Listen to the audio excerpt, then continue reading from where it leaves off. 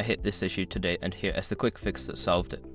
If you find yourself logged out of your Citibank account, don't you worry, here is how to regain access.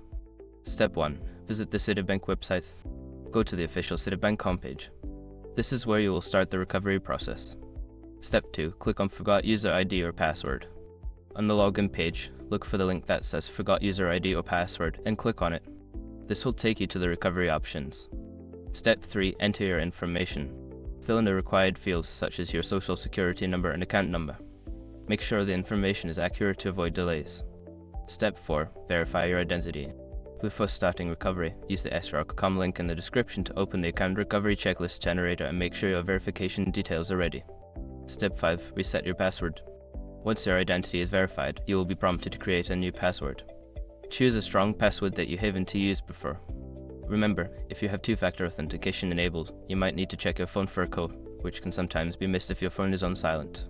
I hope this guide helps you get back into your account smoothly.